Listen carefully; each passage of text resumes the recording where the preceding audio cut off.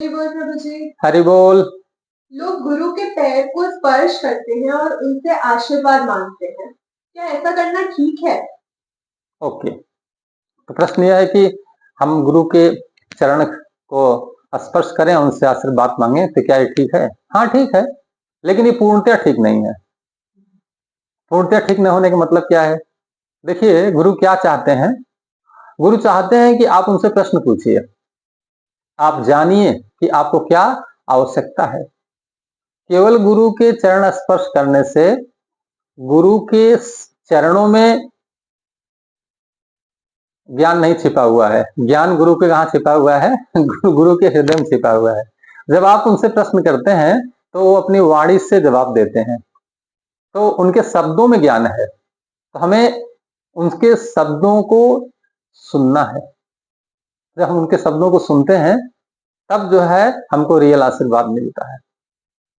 इसलिए भगवान भगवद गीता में बोलते हैं ना, चौथे अध्याय के 34वें श्लोक में, भगवद गीता में भगवान कहते हैं, तद विद्धि प्रणिपातेन परिप्रश्नेन सेवया उपदेशन्ति ते ज्ञानम ज्ञानिन तत्वदर्शिनः।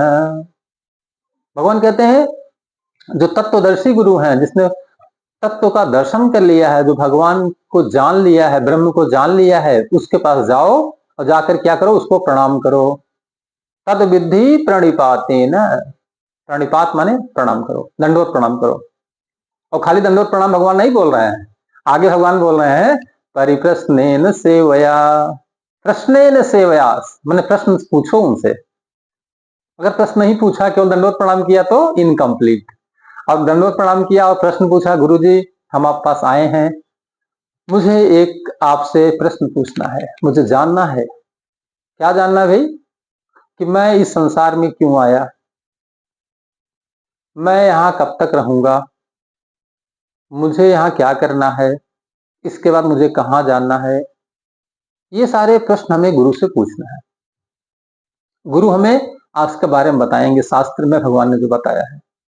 ये नहीं पूछना है, गुरुजी हमारी इनकम अभी 1000 हो रही है तो 10,000 कैसे होगी। ये नहीं पूछना है कि मेरा विवाह कब होगा, बच्चे कब होंगे, मकान कब बनेगा, गाड़ी कब आएगी। ये भौतिक प्रश्नों से नहीं पूछना है। कोई तो एक हमारे जीवन में होना चाहिए जिससे हम भौतिक प्रश्न न पूछें। आध्यात्मिक प्रश्न पूछना है, स्पिरिचुअल प्रश्न पूछना है, क्योंकि हम शरीर नहीं, हम आत्मा है। तो गुरु के पास जाकर के उनसे स्पिरिचुअल प्रश्न पूछो। क्योंकि प्रश्न है, देखो हमारे जितने बड़े बड़े एग्जाम होते हैं, चाहे आईटी को हो, चाहे आईएम को हो, चाहे आईएएस को हो, जितने भी एडमिनिस्ट्रेटिव या इंजीनियरिंग, मेडिकल, जो भी टेक्निकल एग्जाम हो, सारी परीक्षाओं में प्रश्न पूछा जाता है। तो प्रश्न क्यों पूछा जा रहा है? और जितने कोचिंग सेंटर से वहां केवल प्रश्नों का ही अभ्यास कराया जा रहा है। तो प्रश्न से क्या होता है? हमारी कॉन्शियसनेस बढ़ती है, चेतना बढ़ती है। तो अगर हमारा मटेरियल क्वेश्चन होगा तो मटेरियल कॉन्शियसनेस होगी, स्पिरिचुअल क्वेश्चन होगा तो स्पिरिचुअल कॉन्शियसनेस होगी। तो मटेरियल कॉन्शियसनेस से मटेरियल वर्ल्ड में कनेक्ट हो जाएंगे, स्पिरिचुअल कॉन्शियसनेस से स्पिरिचुअल वर्ल्ड में कनेक्ट हो जाएंगे। तो गुरु हमें क्या करता है? हमारे स्पिरिचुअल प्रश्न का उत्तर देता है। तो हमें गुरु के पास जा करके, उनको प्रणाम करके उनसे प्रश्न पूछना है।